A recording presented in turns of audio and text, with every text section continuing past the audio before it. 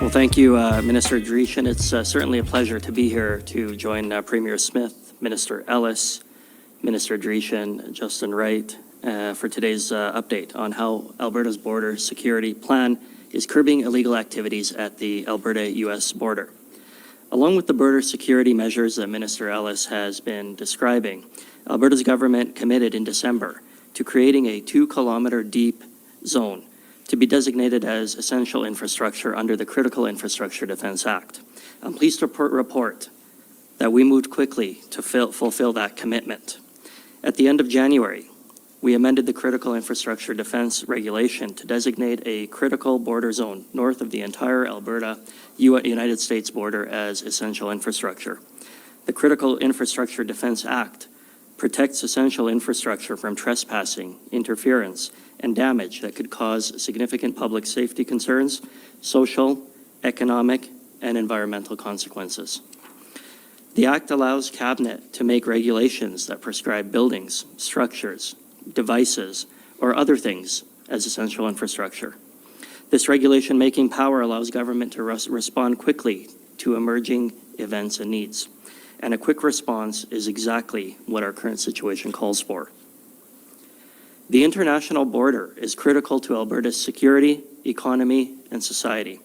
Designating a 2-kilometer border zone as essential infrastructure helps protect public safety and Alberta's economic prosperity by giving peace officers additional tools to address trespassing, interference, and damage.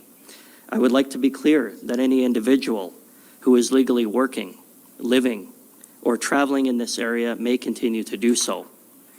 The Critical Infrastructure Defence Regulation will apply when people have no lawful right, justification, or excuse to be in an area. I would like to be also clear that the government does not direct law enforcement on when or how to enforce the Critical Infrastructure Defence Act. It is up to law enforcement to assess the situation and act accordingly.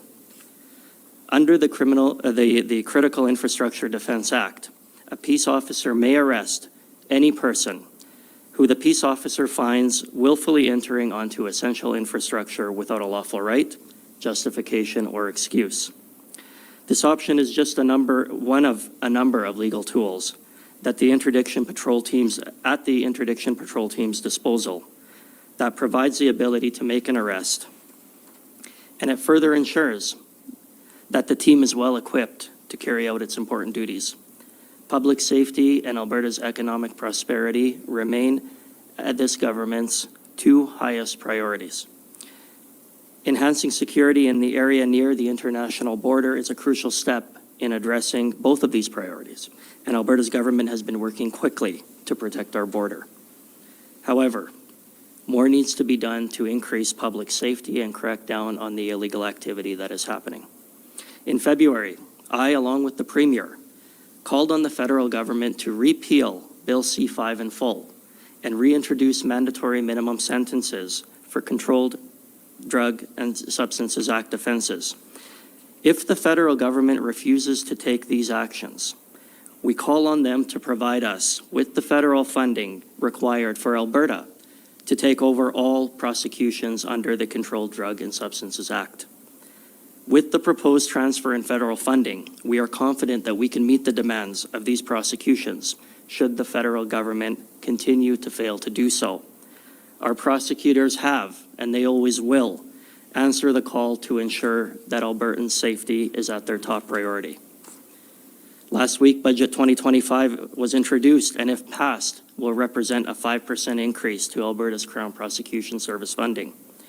This increase will support recruitment and retention of additional Crown prosecutors so they can continue to effectively manage caseloads and ensure viable criminal cases are prosecuted. This increase will also support the creation of a human trafficking unit, which will be tasked with prosecuting human trafficking-related charges and support police and victims of crime.